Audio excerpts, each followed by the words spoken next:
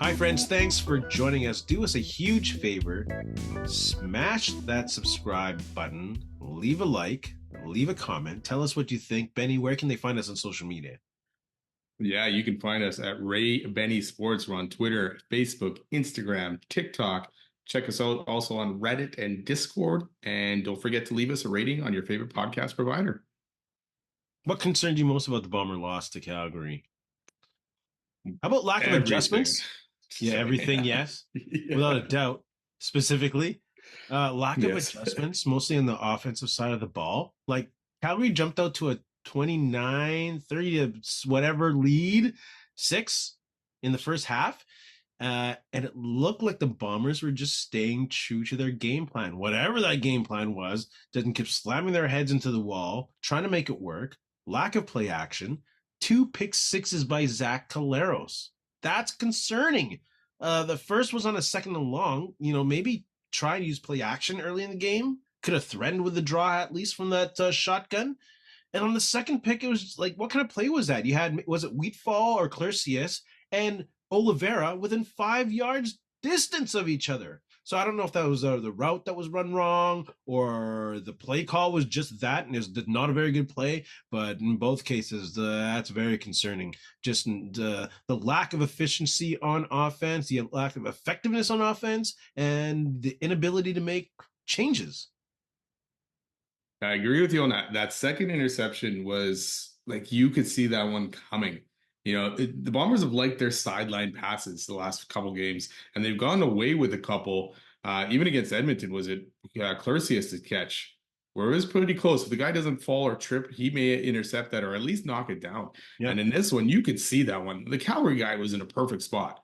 I don't even know why Zach threw it in that.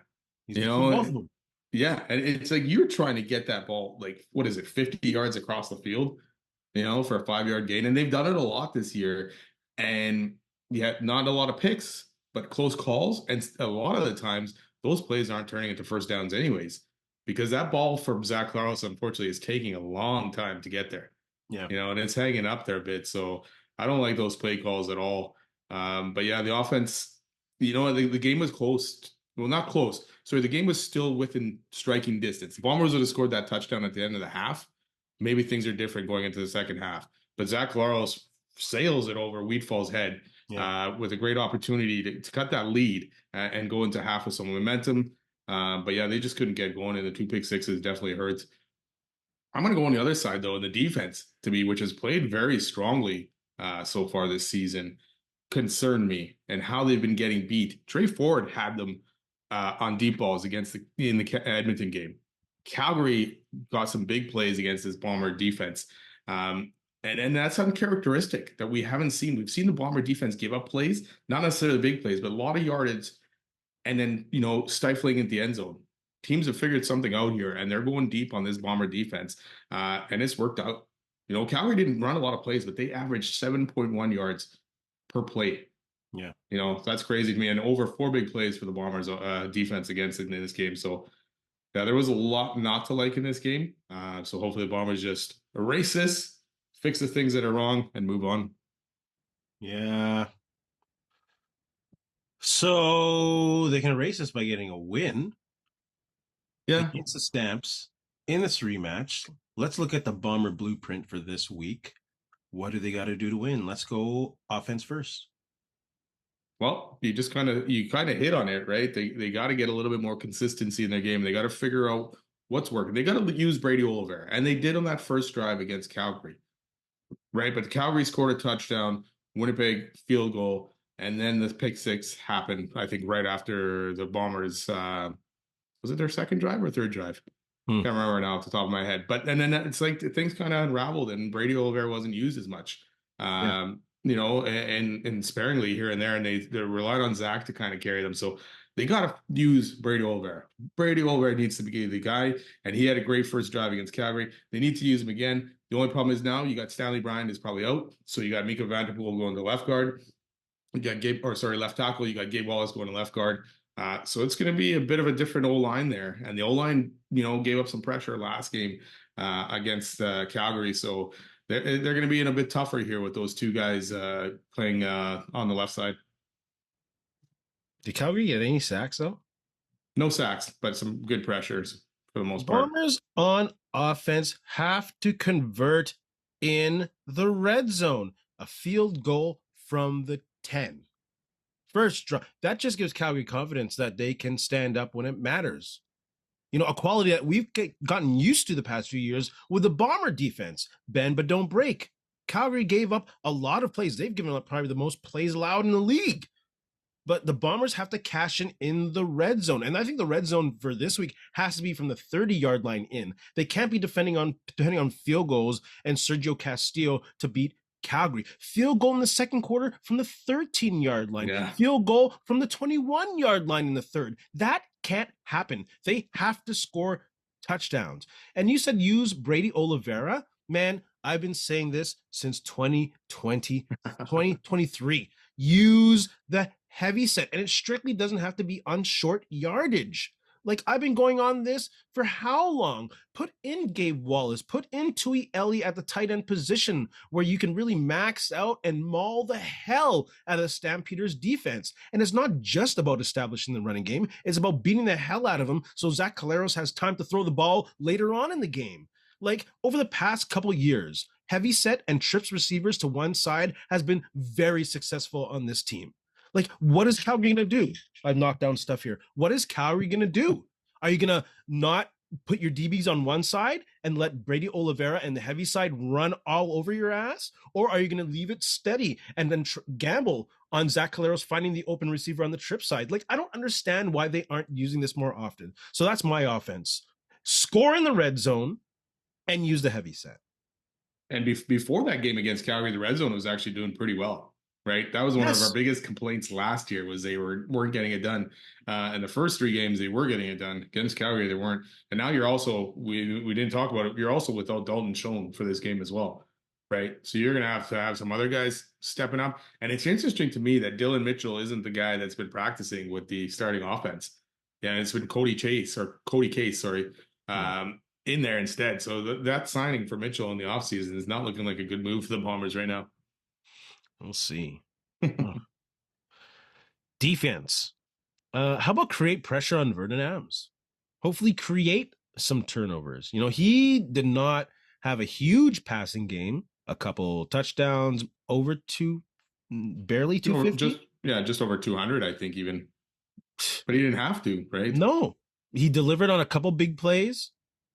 I think actually on the most part, the defense was pretty solid that game. Yeah, they could definitely tighten up on the running game. Like Mills loves to play against the Bombers, but they got to create pressure on Vernon Adams. They got to blitz more down the pressure with like Kyrie Wilson. And you say big plays. Where's the safety? We've been applauding Jamal Parker lately. We were praising him, yeah. Yeah, and I agree that the defense wasn't all like terrible. Like 16 points, obviously, out of 37 were on the 14 points were on the offense, right? So, but the big plays that they've been giving up, and Dietrich Mills was just under 100 yards. No pressure. That's crazy, really. No pressure. And that's with rushing 4. So they're going to have to figure things out and get those guys going because Vaughters and Willie Nelson, Jake Thomas, those guys weren't getting it done. So you have to go after that. But also on the defensive side of things, you had missed tackles. You know, you had catches that were made by the Calgary receiver beating our guys for the ball, right? There wasn't enough going on there, and that starts at the front, you know, and they need those guys to step up because this Calgary offense has actually done pretty well, right? They have the second best net offense in the league behind Hamilton, I believe. You know, and like you said, Dietrich Mills loves playing the Bombers, and he had some big plays, he had some big carries, and the Bombers didn't have a answer for the most part. No, right? And to me, I'd love to know what Adam Big Hill said to this Calgary team to kind of get them. Like the way they played, it's like they had all the answers for the Bombers on offense and defense. So I wonder if Big Hills was a huge factor in all this, or if Calgary was just ready for what the Bombers were going to do. But yeah, they were ready. The Calgary was ready. The Bombers now have to be ready. And for the most part, you know, Bombers have been good in these bounce back games. Yeah, you know, and at home, they're 31-5 at home since COVID 2021 or whatever it was. So, it's great that they're at home for this one, and they need to win this one because now the season series is in the balance. You lose this one, Calgary's got the season series, and already a Yeah. leg up on you. Aren't they like 14? Aren't they have like a 14 game winning streak after the bye? 12-0 Ooh, since 2021. So 12 game. yeah, and Calgary's lost 8 straight in Winnipeg. Something's got to break. So yeah, well, that's the thing. The other one was Calgary's undefeated on the road, Winnipeg's undefeated at home. So something's breaking. Ooh, stakes are high. Stakes is high. Who is that? Tripod Quest? Doesn't matter. Special teams. What do you got for them? Yeah, I mean, he's got like Peyton Logan's probably out again, right? And Tre Ford, he brought that one catch out of the end zone, not the smartest move, but otherwise he's been solid. Nothing. I thought I was expecting more out of this guy after the first couple games, but he's getting it done. But lately, not close to breaking anything. Yeah. Castillo is Castillo. Jameson Sheehan probably had his best game. I think he has 53-yard average. Damn. So they got to keep doing their job. For the most part, they were probably out of the three, they were probably the better squad kind of thing in that last game. They got to take advantage of that Calgary kick coverage. There are not a lot of glaring weaknesses in this Calgary team early in the season. Let me remind you, this is still very early in the CFL season. Lots will change. It doesn't really start ramping up until after Labor Day, and that's still 4 weeks away. Yeah, Bombers were 0-4 last year, right? So just like the longest preseason ever. Yeah. Special teams, though, take advantage of that Calgary kick coverage. Focus on perfect execution. Open up those holes for Vaval, and he will, hopefully break one. It's not a prediction. That's not a prediction. But, Calgary has, I think, the third last ranked kickoff coverage in the league. Take advantage of that. When Peyton is good to go, Peyton Logan, when he's good to go, so Vavel wants to make an impression. He knows the time is limited. So open up some holes for him, and I think this might be the week, but it's not a prediction. Yeah, exactly. Castillo's Castillo, right? He'll continue to do his job and all that. So they need to take advantage somewhere. And at special teams might be where they have the leg up. Credit to Calgary though. They added some guys. They had a good draft. And Dave Dickinson's kind of turned that around so far this year. Big win against Saskatchewan, even after that whole craziness of the smoke and canceled game, postponed game, and all that. So, yeah, they're firing on all cylinders right now. Which Bomber do you see having a big game this week? I'm going to keep going back to this all the time. It's Brady Oliveira, and he needs to have a big game for the Bombers to have a chance in this. So I expect him to have a big game and give the Bombers an opportunity. They need to, Zach Claros was good against Edmonton, bad against Calgary. He had his moments against Calgary, but I don't know what he was seeing on those interceptions. They need to have this ball in Brady Oliveira's hands. He's your best player. He's the best player on the team. Yeah. You got to give him more opportunities and not necessarily just handoffs, short passes, shovel passes, screen passes, whatever it is. Just get the guy more involved. He didn't get 20 touches, did he? Not even close. He was well on his way on that first drive. He got 13 rushes. I don't know how many catches. I think because he had a good game last game, and because Calgary is not giving up the play, and they're not giving many yards after the catch, they clog up the middle of the field, and possibly with Schoen out, who knows for how long, man, that might put focus on Dembski, especially when they're looking to convert on first down. So that might leave Kevin's Clercius even more open this week. I think he had like 10 catches or 9 this week against the Stamps. So I think he'll have a good day. Maybe not as many receptions, but shoot, if he trades in 3 or 4 of those receptions for a touchdown reception, that's cool too. So I'm going to go with Kevin's Clercius this week. With Tyrone Jones finally getting the nod, because I'm a huge Tyrone Jones fan. For those sure. who know, they know that's my dude from back in the day. That's my favorite Bomber of all time. Finally getting in the Ring of Honor. And this was a hard question.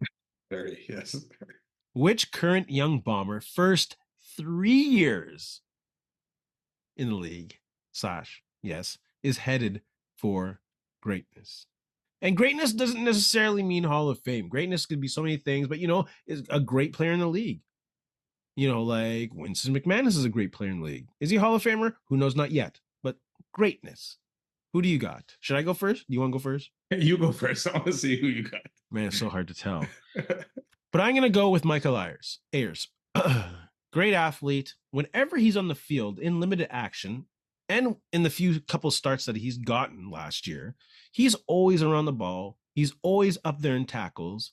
He's up there in special teams tackles. So, he has a good motor. He has a nose for the ball. I think even though his career might not finish or peak with the Bombers, I think he'll be a great player in the CFL. That's the thing, right? Most players don't stick with the CFL team anymore for very long, like they did back in the day, right? Yeah. You're not going to have these guys sitting here for a long time, 5-10 years in one uniform. A la Milt Stegall, even, right? Like that guy stayed here forever. He stayed here with the shittiest quarterbacks he could have played with when he could have probably had better opportunities going and playing with Cavill or anyone else, right? But so you're not going to have that. So that makes it tough. So I'm going to go with Wheatfall. If he sticks around and even if, in the CFL and all that, I think he's well off to a great start in the league.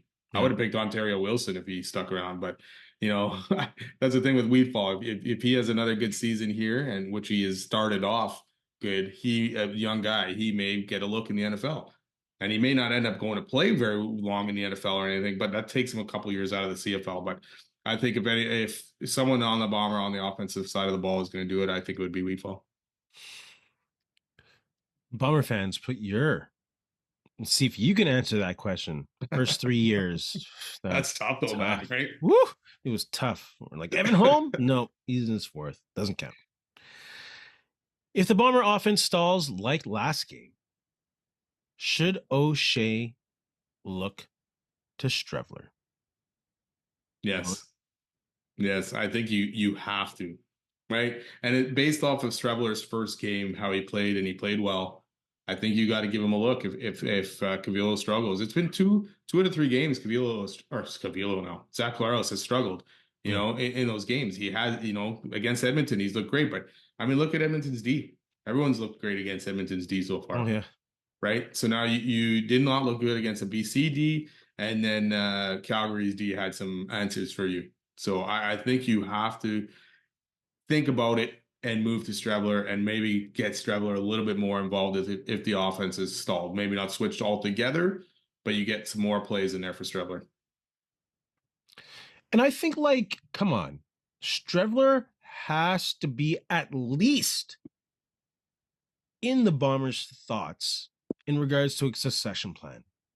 Very early in the season, Zach Collaros can come back for another year. Who knows? Maybe they'll wait for Drew Brown to get on the market and get him back. But any which way, I'm saying with Chris Streveler, yes, 100%. Give him the shot. Like you said, he looked good against BC. It was like the Bombers' first game of the year. BC was already warmed up. He looked more than competent. He's making some great throws, like to Dembski deep in the middle of the end zone, to Wheatfall deep into the corner route into the end zone. He looked much better than he has in years previous, where people were really concerned about or at least had confidence issues in his arm, were concerned about his decision-making abilities. And yeah, he gambled on that one to Dembski, and yeah, he made the throw. So I think you do. Are you telling me that there isn't maybe 12 to 15 plays in that playbook that are specifically made for Chris Streveler and his skill set? There has to be. So that opens up the playbook and probably something the Stamps have not seen. So I think in moments where the team is struggling like last week, get it, maybe not commit to him for the rest of the game in the first half or the second half, but at least give him a taste, see if Calgary adapts, see if they can't adapt, and see what happens. Because you can't, like I said earlier, they stuck to this game plan, whatever it was. You can't do that.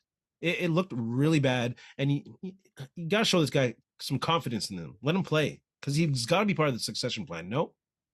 You would think so. Otherwise, why do you keep bringing him back? Or make him your third guy and he's your sneak guy, and then give Terry Wilson the chance to see if he can do it. Yeah. right? To me, I would not have played Zach Collaros that whole rest of the game against Calgary. After that second pick six, that would have been it. You know, and either you put in Streveler or you throw in Wilson, right? And get them some reps. Because at that point, the game was over. And Zach Collaros, again, I go back to the, never mind the pick six, but the overthrow on Wheatfall at the end of that first half. Right there, that shows me Zach's head was not proper in that game, right? Yeah. I have confidence in Zach. I'm not saying, hey, let's bench him and start Streveler from now on, right? Because Zach has done a lot, and I still have confidence in the guy that he can get it done. But he wasn't on in that game, and you could see that. So I would have switched to Streveler, especially you started to drive on that before that second interception, you know, and then he throws that, and then it's just like, what are you doing, right? Yeah. So you need Streveler, throw in some more packages, get the guy in there, get him some reps. He brings a different dimension to the game. Otherwise, why did you sign the guy? If he was all just to be your short yardage guy, you should have went for what's his name, Tommy Stevens. Yeah, or Jake Dolegala. Yeah, that's it. Just keep him around. Exactly. So, so like with situations like this, and then we look back to the Grey Cup. Zach Collaros, busted up hand. Dalton Schoen, Adam Bighill playing injured. Is there a concern on your end with loyalty and Mike O'Shea? Yes, I think too much of it. Again, yeah, you go back to that Grey Cup game. I would not have put Zach Collaros in. The guy said himself, I can't even grip the ball. He could see through his finger almost, like to the bone. Yeah. Right? And you're putting this guy in. You're putting in Adam Bighill the year before against Montreal. Dalton Schoen. You know, and the thing with that one was not everyone knew that even Schoen was going to play in that game. Bomber related. And all of a sudden now he's out there. And he didn't last. He didn't finish the game. So, yeah, some of these loyalty plays a factor. And it's interesting to me what O'Shea does with loyalty and where he picks it, right? With guys like Dalton Schoen and whatever. And some guys he'll just let them go. But, yeah, I think loyalty plays too much of a big factor. I'm very concerned with Dalton Schoen being injured again and flirting with the 6-game injured list. It's a concern. It's a concern. It's not good when he's supposed to be one of your top guys and one of your veteran guys. And this is 3 years in a row now, right? Where he's not lasting, or 2 years in a row where he's not lasting this season. And the year before where he got injured right before the playoffs or whatever it was, or it was earlier than that actually, right? Yeah. So yeah, that's not good. He is, unfortunately, like there's a few times this season already where I've seen him get up and he's wincing. Yeah. You know, and when I saw that against Calgary, it was like, oh shit, this is not good. So, yeah. Let's push this question up though. Then, do you think the Bombers made a mistake in signing Schoen and letting Lawler walk? Yeah, right now, yes. Yeah, for sure. I mean, look at Kenny Lawler. The guy's on what? He's on pace, record-breaking pace. Yeah, 25 TDs, over 2,000 yards, which he said he was going to get a couple of years ago with the Bombers. Yeah. You know, and to me, yeah, I know Lawler missed a lot of time when he was with Edmonton due to injury, but against the Bombers, I mean, he missed some time with injuries and the DUI stuff. But Dalton Schoen, I mean, he missed all of last year. I think Kenny Lawler's, to me, Dalton Schoen's a safer guy, whereas Lawler opens up the game a little bit more for your offense. Yeah. So I think Lawler would have been the better option in that situation. And maybe Lawler is just going off because Bo Levi is just having a resurgence and loves to chuck that ball down the field. Yeah. You know, whereas Zach's arm was kind of not as good anymore. And it seems a little bit weaker as the seasons go on. So, yeah, I think right now they should have probably went back to Lawler. I think Schoen is Collaros' guy. Yeah.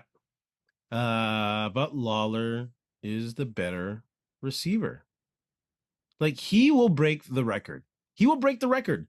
Like, the quarterbacks, especially Bo Levi Mitchell, playing in the East, well, playing against the CFL period, where the pass rush is what's happened to the great CFL pass rushers now. There's barely any. Willie Jefferson, Jake Seresna, who's not having a great season. Betts, maybe. Betts, yeah, I haven't heard his name much at all. Used to be every team had one. Yeah.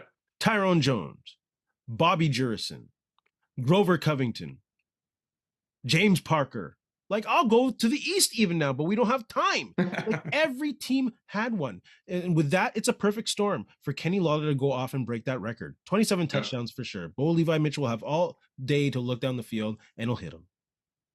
Yeah, especially against that Ottawa D. That Ugh. shouldn't be an issue. And the Toronto D. Yikes. Yeah, that's What the thing. Yeah, Toronto what? D. No Winston McManus, so that's probably hasn't helped them at all. So Oh, my goodness, Bombers. Let's get together this week.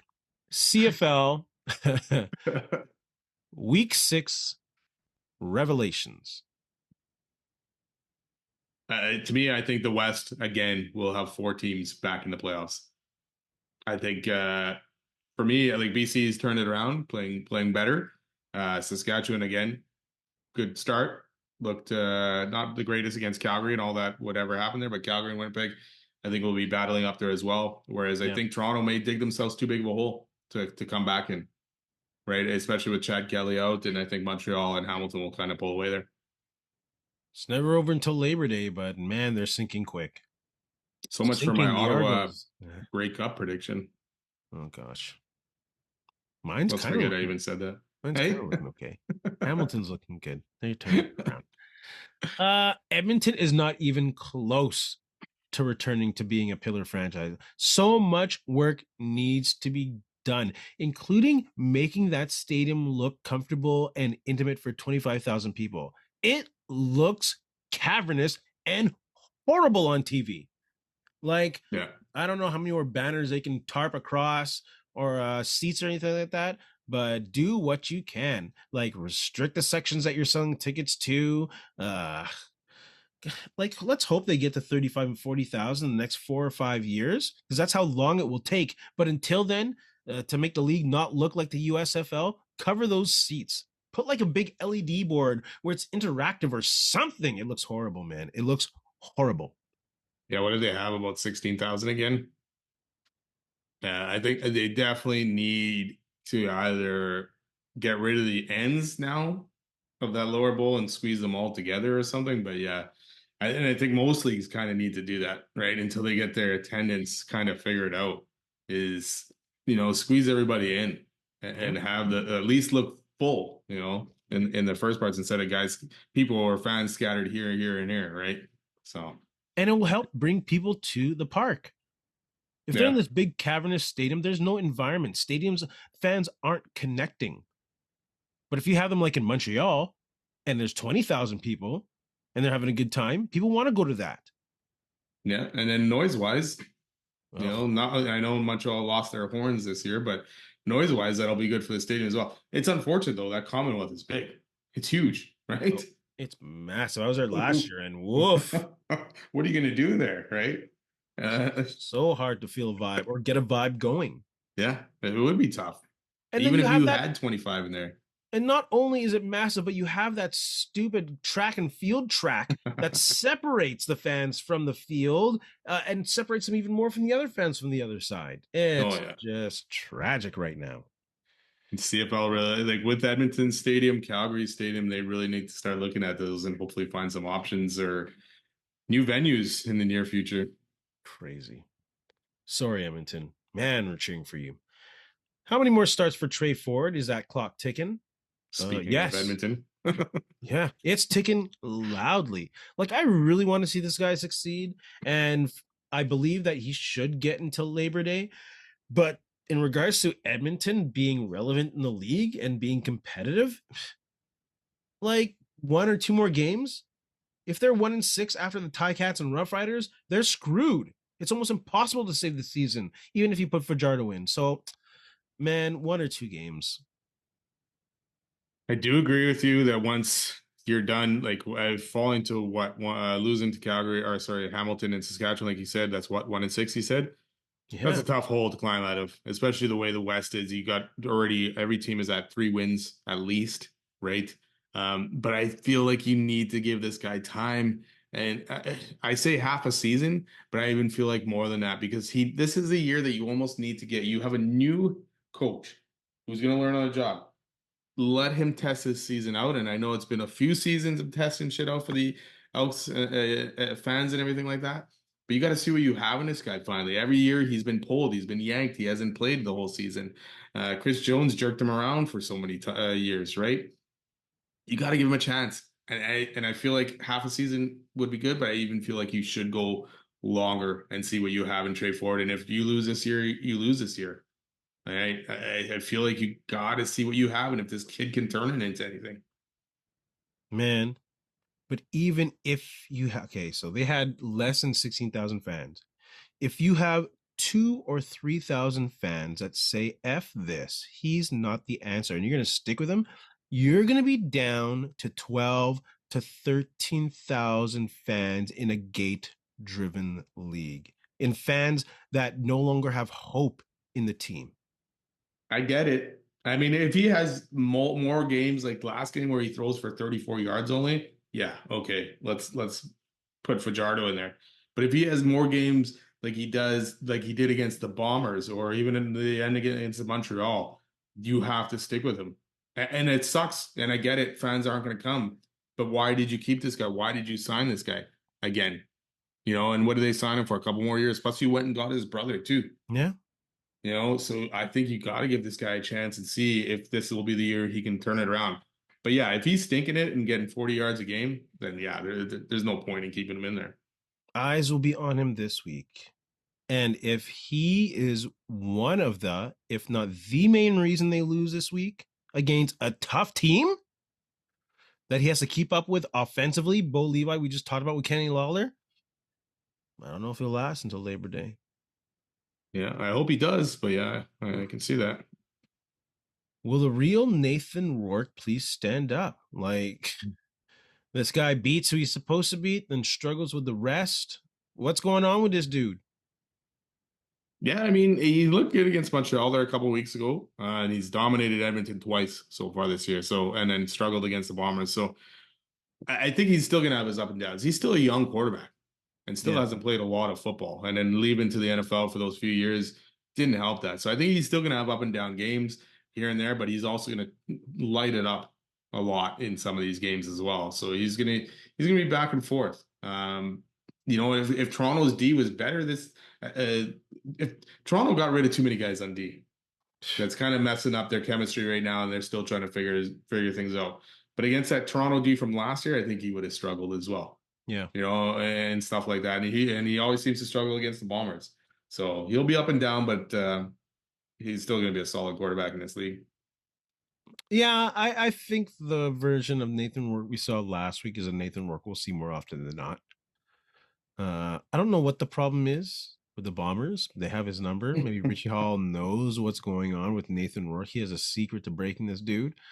But I think he will be a solid CFL quarterback, and he will be a star in the CFL. Still, Richie Hall still has it probably to confuse the younger quarterbacks. The problem is a lot of the quarterbacks in the CFL are older. You know, you got besides Alexander and stuff like that in the East. Drew Brown kind of, we'll see. I mean, he had decent games against the Bombers last year, or a decent game, I think. So, who would you say would be the elite quarterbacks in the league? geez, Bo Levi right now, Yeah, unreal. Because 2 years ago, I was ready to ship that guy off to somewhere else. Yeah, I thought he was done. Vernon Adams, great start to the season for me as well. And I'm going to give credit to Davis Alexander, even though he was only a few games into his career, but I think he's right up there right now. I'm gonna say Bo Levi Mitchell and Zach Claros are the elite quarterbacks in this league. Still giving it to Zach, eh? Yep, he's had a couple bad performances this week, but I think he's still one of the top 3. And I think that whole team just had a bad week, to be honest with you. But he's had the last 2 seasons, a lot more bad games than good games. Yeah, especially in the Grey Cup. Yes. Especially in the Grey Cup. But he's also a former MOP, and he still puts up the numbers. And that age is starting to catch up to him, though. Is it? Didn't catch up with him last week. Well, yeah. Sorry. I mean, 3 was it with the bye 3 weeks ago, running bad Edmonton D touchdowns. You know, we'll see. We'll see this week against Calgary, but bad Edmonton D definitely helped them out. Oh my goodness. They are horrible. They are. Jeez. They are. CFL Rookie Watch. Who are you keeping an eye on? You know, I love the O-line. I'm always leaning to shout the O-line or D-line, whatever the line is. So I'm going to shout out Chris Fortin. Shout out to the CFL media department for drawing focus on these young Canadians. You know, going back to the tape and watching the rest of that Calgary O-line against the Bombers, it's like, damn, they are strong. They are calling out assignments, blanking the Bombers in sacks, only getting one tackle for a loss. Dude is playing center, so there's responsibility with that. Riders only got one sack this past week, and they're in the top half of the league with that. So I'm going to give the shout out to the Chris Fortin playing center for Calgary. That's crazy for a rookie, right? Yeah. Coming in there and not starting the season at center, right?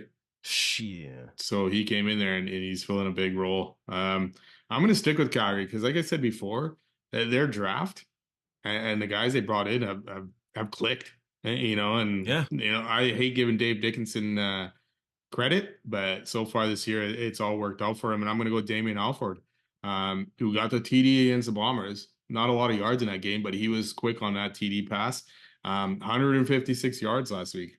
2 TDs against Saskatchewan, who has a pretty stout D or had a stout D going into that. So he's already at 221 yards and 3 TDs to start the season. So credit to him and credit to Calgary for, I mean, it was the first overall pick, but you know, for the most part, that doesn't mean anything in the CFL. Yeah. Right. These guys don't usually come in and start tearing up the league in the first few games of the season. And not that he's tearing it up. I mean, last game, yes, he tore it up, but you know, the arrow is pointing up for this guy. It's definitely going to bring up some conversations in social media about Canadian talent. There's a big contingent of people saying that the ratio sucks and Canadian talent is stagnant and it's the same as it was in years before. And there's some people who disagree and feel that Canadian talent has definitely been improving over the years, especially when you have guys like coming out of UConn and those big American programs that are getting better training. Like, let's not be ignorant here. People getting opportunities to play football in big NCAA Division I programs are getting better. Have you seen their facilities and the coaches they have? They have like 25 coaches on the staff per player. Yeah. Like, come on now. Like, there's definitely, I'm just joking there, but there's definitely better training and better resources if you're going and playing NCAA Division I or Division II football compared to U Sports. Yeah, and that their coaching is better. I mean, the amount of coaching and the video people and everything they have is better than what the CFL can offer. And I think that's where the CFL kind of suffers a bit, is they don't have enough coaches to do all this stuff. They got one coach doing multiple things. You know, and now you don't have enough people for video. You don't have enough of these things where the college sports do have that stuff, right? And I think that's another thing where the CFL needs to look into that a little bit more. But yeah, these guys are getting ready to play. There's more opportunities even for CFL or Canadian quarterbacks, which there hasn't been in the past. Absolutely. You know, Nathan Rourke, his brother Curtis Rourke, drafted by the Niners. The Bombers guy that they drafted, can't remember his name again. From U Sports. Yes. But you know, there's more opportunity for these guys. So yeah, you know, I just see it going up and up for Canadian athletes in the CFL. Last little bit about the CFL before we move on to week 7. Week 7 already? Yep. 2 buys for the Bombers. Oh, CFL schedule makers. Like, that's it. Let's not even talk about them this week. That's your nod CFL schedule makers. Once a week. Shaking my head. Shawn Lemon reinstated. Last hot little tidbit here. Thoughts on that? Yeah, I have no issue with it. I mean, the guy paid his crime. I mean, I know he bet on the league, but it's one time, you know, and I'm hoping he's learned from it. I hope there's some catch or whatever it is that they're going to monitor the guy. And I know it's tough to monitor someone for gambling. You know, it's easier for drugs. You can drug test them constantly. But there has to be some kind of monitors in place. But the guy didn't do anything. I mean, they let Chad Kelly back in, right? So if you're going to let Chad Kelly back in, you're going to let Shawn Lemon back in. So as long as he's learned from the situation, I'm okay with it. It's good with you're okay with it. We've had different discussions about this. And I know your opinion on betting has been different before. So I'm very It has. surprised actually that you're saying this because I've always been okay with Shawn Lemon possibly coming back. I was kind of surprised that he got a lifetime ban. And at the same time, I was like, okay, CFL, pick a side that you're on here. If you're against gambling, then right away, gambling in any form, you're out. But they did an investigation and they released the findings of this investigation that he did not compromise any of the outcomes of the games that he gambled on. So you already had a caveat there. It's either no gambling at all or gambling and there's room to play or whatever. It's ridiculous. I think it looks really stupid on the league. Me personally, again, never thought he should have been lifetime banned. I thought that was mental when they did that, especially with the Chad Kelly thing going on. But I think they effed it up now. They effed it up now. Now it looks like a clown show in the league. Sorry. Well, yeah, I mean, they need to, but that's the thing. Like, if you're going to do this now, hey, let's figure this shit out. So the next time it happens, we either go zero tolerance or we get, give some leeway if it happens again. Right. I don't know if I'm trying to remember if I said lifetime ban should have been the case. I don't think I probably did for lifetime ban. I was fully with suspending him. He should have got suspended. I don't care if he affected the outcome of the game or not. He bet on his game. Yeah, he bet on his team apparently to win. So, and all that, but any player betting on a game that they're playing in, or even in the league, shouldn't be betting at all. Yeah. Right? Bet on something else. There's so many other sports you can bet on. Don't bet on the league you're playing. But again, I don't think he should have had a lifetime ban and all that, because there's obviously worse things that's happened in this league than that. I have no issue with any player gambling on their team to win. Yeah. We see that with boxers and fighters all the time. What's the big deal? You're going to gamble on your team to win? So what? Is that going to make you what? Play harder? Yeah, I think you just get into a bit of a gray area there. What's great with that? Like, are you going to cheat? No. Are you going to tell your boys, hey, I'll give you a piece of my $5 if you play harder? Like, I don't get it. But it just opens up that door and thoughts in people's heads that, hey, next time he might bet against his team. And play like shit or do something, that the league doesn't need. Well, then you're out. Yeah, well, that's the thing, right? You're out for sure. But I don't know. Yeah, I don't like it. Just there's so many other leagues. Just go bet somewhere else. Play to win the game. If you gamble on yourself, I like that statement, to be honest with you. Win the game. You're going to gamble on yourself to win? Heck, yes. Yeah. Week 7 predictions. Shawn Lemon, that's going to be a dicey comment online. Who's going to sign him? He's also suspended for 2 games once he gets signed, right? Montreal. For PEDs or whatever the heck it was. Wasn't Ottawa. He? Or no? Winnipeg? Ooh. Like, what? Would you take him in Winnipeg? Would you be okay with Winnipeg signing him? I was okay with not getting him a lifetime suspension. So yes, with the pass rush that Winnipeg has right now, they need help. Sorry, much love. And it's not just the ends. Like the defensive in the middle, there is no pressure collapse in the pocket. Like talk about loyalty. Is Jake Thomas one of those guys? Is that a serious question to me? I like that look on your face. I got my answer. Sorry, like much love, great bomber, got to lift the cup when they finally broke the streak, but really? Yeah. Really? Again, much love. Heart guy. Predictions for week 7. Who do you got? Toronto, Montreal? Yeah. I guess that's Thursday nighter. Davis Alexander back, Chad Kelly not, Winton McManus back. I'm still going Montreal. I'll go Montreal too. That defense is still good. Davis Alexander is back. Yeah. Oh, well. He is back. Yeah. Montreal. And no Chad Kelly yet. For sure. The unfortunate thing is, though, I guess the Bombers will end up probably getting Chad Kelly at least once, and they're back-to-back coming up. What? The Bombers will be done with 3 teams. Oh, yeah, that's right. In the next 3 weeks in this league. We're talking about the schedule makers again. Calgary, and Toronto. Talking about the schedule makers again. Sorry, my bad. They already got their screen time, airtime.